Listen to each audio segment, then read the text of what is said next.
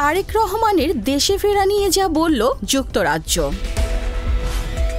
লন্ডনে থাকা বিএনপির ভারপ্রাপ্ত চেয়ারম্যান তারেক রহমানকে দেশে ফেরাতে চাইলে ব্রিটেন সহায়তা করবে বলে জানিয়েছেন যুক্তরাজ্যের প্রশান্ত মহাসাগর বিষয়ক প্রতিমন্ত্রী ক্যাথরিন ওয়েস্ট। 17 নভেম্বর সকালে পররাষ্ট্র উপদেষ্টা মোহাম্মদ তৌহিদ হোসেনের সঙ্গে বৈঠক শেষে সাংবাদিকদের এক প্রশ্নের জবাবে একথা জানান তিনি।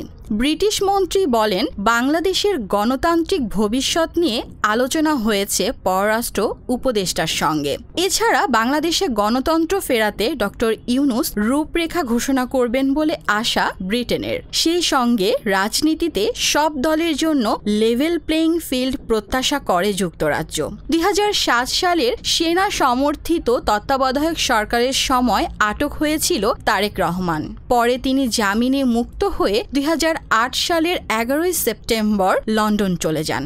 এরপরে লন্ডনে থেকে রাজনৈতিক কার্যক্রম শুরু করেন। 2018 সালের ফেব্রুয়ারিতে বিএনপির চেয়ারপারসন খালেদা জিয়াকে দুর্নীতি মামলায় কারাদণ্ড দেওয়ার পর দলের ভারপ্রাপ্ত চেয়ারম্যানের দায়িত্ব নেন তারেক। এরপর লন্ডন থেকেই তিনি দল পরিচালনা করছেন।